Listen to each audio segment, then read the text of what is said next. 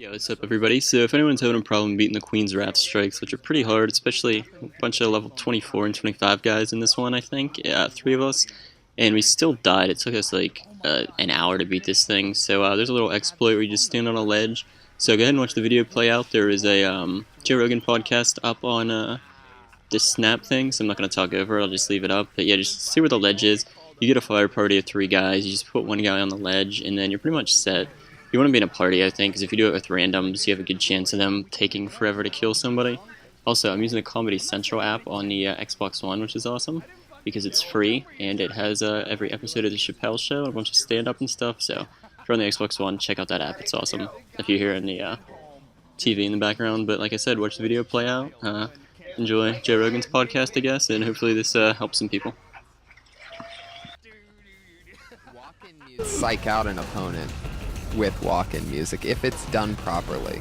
If it's some subtle, crazy stuff, you know. No, you can't. Little bit, little bit. You can. In wrestling, you look around. What is that? Can't believe he's playing that. Is that Phil Collins? I can feel it in the air. I can feel it coming. You think? I can't believe this is my song. He took my song. You don't think if you're fighting in the UFC and you come out first, you had your song, let's say your song's like a 7 on a 1 to 10, and then lights go out and Phil Collins in the Air Tonight does come in. You're not a little bit like, fuck, I wish I would have picked this. You know, God, he's already got one on me. It's already landed one blow, and that's the intro music. You think It's so hard to you look. need to call Vince McMahon right now. You think like a fucking pro wrestling fan, and I say that with all due respect. I'm not hating on it, but you think like you take enjoyment in that stupidity. I know I do. It's entertaining as hell. Vince, why are you slipping? This is the man who's going to turn your organization around.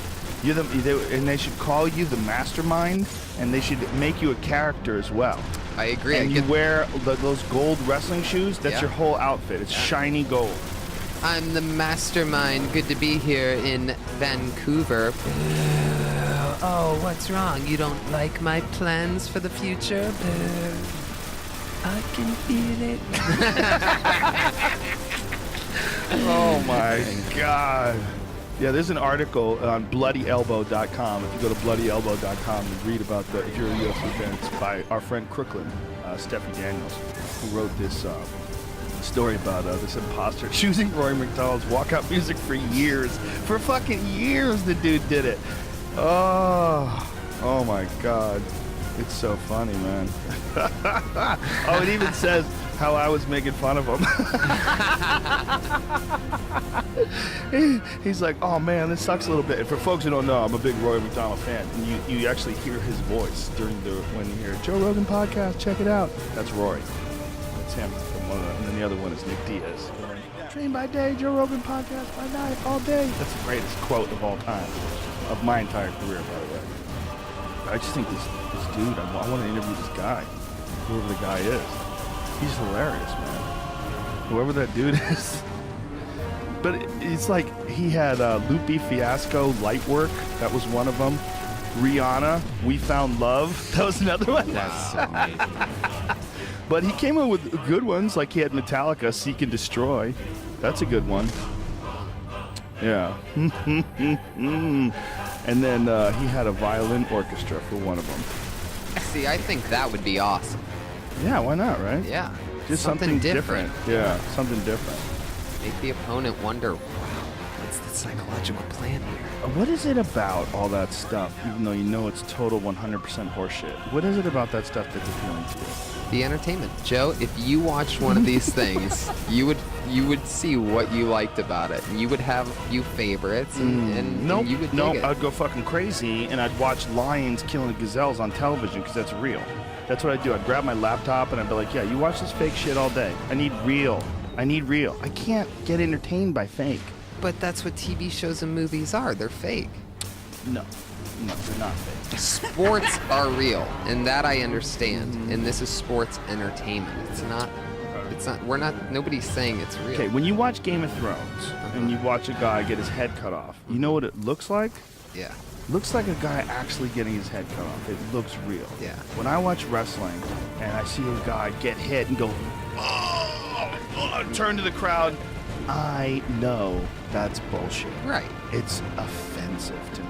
Yeah. It's offensive. Yeah. And the idea. But there's other moves that happen that are the amazing. No.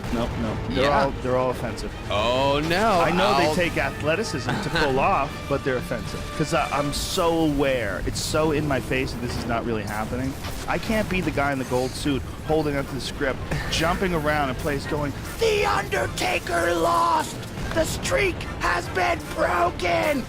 That's what you would do. You would freak the fuck out. I wouldn't run do around. that. I wouldn't do that. I wouldn't. You would if you were hired. If I had a gold suit, I would do that. But I don't have a gold suit. I can see you doing it. Vince is fucking up. He really needs to make you a part of it. I told Tony immediately you should do it, and I can't believe you didn't take it, Tony, because that is like one of the biggest things for you, because you are that. That's I was what trying to negotiate doing it part-time from LA. That would be awesome. That would be best for both sides because I wouldn't get burned out on it, and they would have awesome, great ideas that are hip and cool, and I would have been able to do what I wanted. Hip and cool. Whenever a guy says, my ideas are hip and cool, I go, are you sure? Well, it depends what ideas he's talking about. Undertaker has a scarf. But it's a hip scarf. It's a scarf with little skulls all over it, like he's a pirate. He's drinking a frappuccino. Oh my Yeah! I never saw this one coming. Fuck yes! Undertaker has gone metro. Metrosexual Undertaker. Maybe if you change, maybe all of a sudden Tony starts working for them and every character becomes gay. Yeah, it's Cardigan. And it turns out that there's someone who's sprinkling gay dust over all the other competitors You know, when they're in the there's locker actually- room, there's- and he's turning. That's a plot that Tony comes up with. He turns the entire roster gay.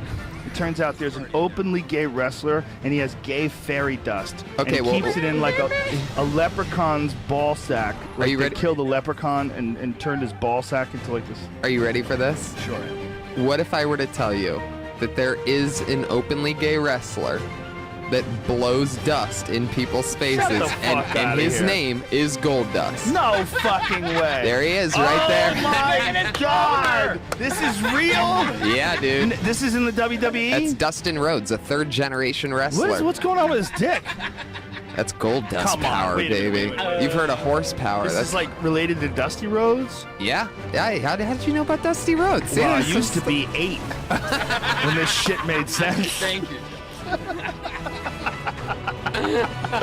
This guy's real? Please, I need to see more. I can't believe I invented a guy that already exists. Yeah, you should be writing this. That's him Well, in his this is entrance outfit when Oh he takes my off God. the wig and robe, and he Oh psychs his my- opponents out. He flirts with them in the ring and shit, like blows them kisses, and they get all riled up, and then he can beat them with shit because they're like all, "I'm not gay, get away from me," and he's like, "Oh yeah, come here, beautiful," and Do they're you like, think that the WWE should hire Michael Sam as soon as he's done with the Dallas Cowboys? He's the openly gay NFL player. yeah, I don't Apparently he's not good enough to make the team. They just bring him for the practice squad. They need to bring that dude into WWE and actually fuck a guy on TV.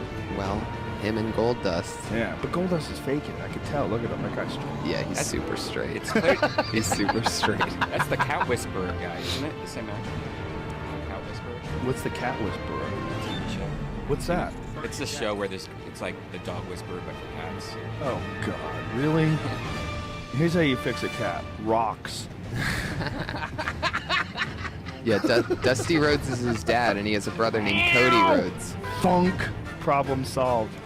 I actually have a coyote issue in my neighborhood now. Because I have so many chickens, these coyotes are circling my house on a daily basis. Every time I come home, there's coyotes around my gate now. Oh shit. Creepy fucks. Do your chickens ever wake up in the middle of the night, wake you up? No, chickens don't wake up at night. They sleep all night. In fact, I can go in the chicken house at night and just pick them up. They're just sitting there. You just grab them up, pick them up, and move them. Yeah. They make a little noise.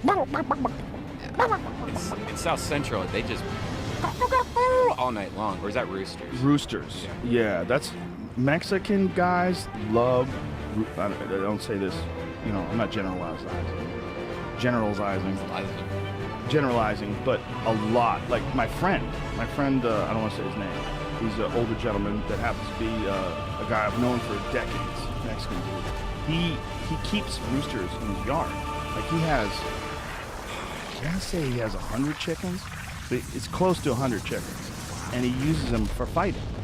Like they gamble on it. It's just been a part of their culture for as long as they can remember. 100 chickens. They have like an arena. He has like a barn, and his friends come over. They cook a goat. They cook goats, and it's really crazy. Like that's also a normal part of their culture.